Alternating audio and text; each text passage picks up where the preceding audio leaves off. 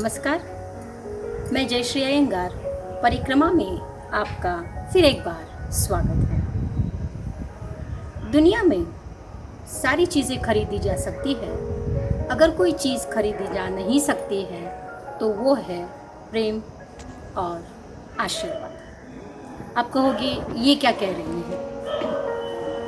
आमतौर पर हमने देखा है कि बड़े बुजुर्ग या चाहे फिर कोई हमसे थोड़े बड़े व्यक्ति होते हैं तो वो कहते हैं, बेटा मैं इसके सिवा और क्या दे सकता हूँ, खुश रहो, दूधो फलो, या फिर इस तरह के आशीर्वाद वो देते हैं। उस समय हमें उसका मूल्य मालूम नहीं पड़ता है। हमें लगता है कि अगर कोई गिफ्ट है तो वो तो किसी बक्से में बंद चमचमाते हुए बक्से में वह होता है। इसे लेकर मेरे को एक कहानी याद आती है। कहानी नहीं है, वो तो मेरे जीवन में घटी हुई घटना है। मैं एक छोटे से स्कूल में एक देहात में पली लड़की। उस समय में दोपहर के समय में हम लोग खेलने के लिए सारी लड़कियां इकट्ठा हुआ करती थी, साथ में भी लड़के भी हुआ करते थे। उस समय स्कूल के माहौल कुछ अलग हुआ करते थे। न किसी में जलस, न किसी में बड़प्पन, न यूनिफॉर्म में मतलब दिखावा दिखाने वाली बात, न डिब्बे में कोई, न पिज़्ज़ा न बर्गर, अगर कुछ होता तो दाल रोटी सब्जी इसी तरह का। फिर उसके बाद हमारा काम होता था, हम लोग ये सूखा मेवा कहते हैं ना, जैसे कि बेर हो या जंगली फल हो, उसे खरीदा करते थे। स्कूल के बगल में ही एक छोटा सा मैदान था, वहाँ पर एक बूढ़ी बैठा करती थी और उसके पास बड़े स्वादिष्ट बेर मिला करते थे।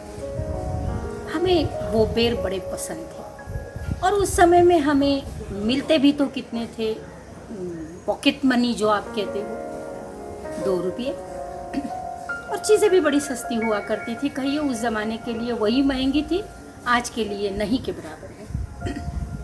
तो फिर दोपहर में कोई एक व्यक्ति वो बेर खरीद लिया करता था और फिर हम उसको बैठकर खाया करते थे। एक दिन हमने देखा कि उस बेचारी बुढ़िया के पास खाने के लिए कुछ नहीं। तो हम सब लोगों ने तय किया, चलो हम सब मिलकर उस बुढ़िया के दोपहर के खाने का इंतज़ाम कर देते हैं। और फिर हुआ ये कि हम सब लोग घर से रोटी सब्जी ले आया करते और एक एक रोटी निकालकर किसी और बक्से में डालकर उसे दिया करते थे।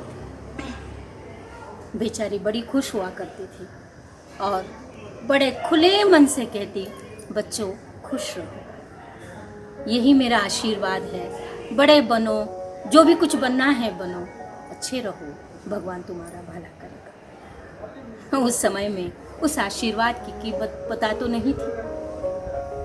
उसका बेटा भी किसी बगल के शहर में पढ़ा करता था। बड़े कष्ट से वो अपने बेटे को डॉक्टरी पढ़ा रही थी, ये कोई कम बात नहीं थी।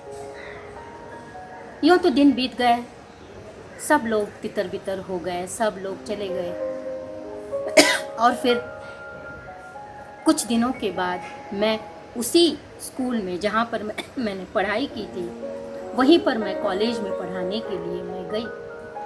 पहली नज़र मेरी वहाँ पर पड़ी कि वो बुढ़िया वहाँ पर है, देखूं उसे। गई तो वहाँ पर वो थी नहीं।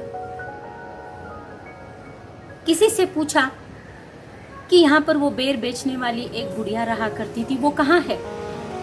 उसने कहा थोड़े साल पहले ही उसकी मृत्यु हो गई। हाँ, पर उसका बेटा बहुत बड़ा डॉक्टर हो चुका है।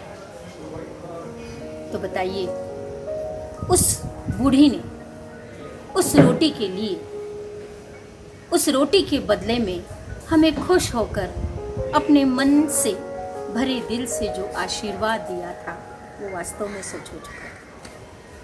हम देखते हैं जब कोई बहुत ही ज़रूरतमंद व्यक्ति होता है और हम जब उसकी मदद करते हैं तो वह कहता है, मैं आपके उपकार का स्मरण करूँगा, मैं आशीर्वाद देता हूँ, तुम जहाँ भी रहो खुश रहो। उस समय उसका मूल्य हमें शायद पता नहीं होता है, लेकिन आगे ज़िंदगी में हमें उस आशीर्वाद का मूल्य पता चलता है। आशीर्वाद के भागी बनो और भाग्यवान बनो। नमस्कार।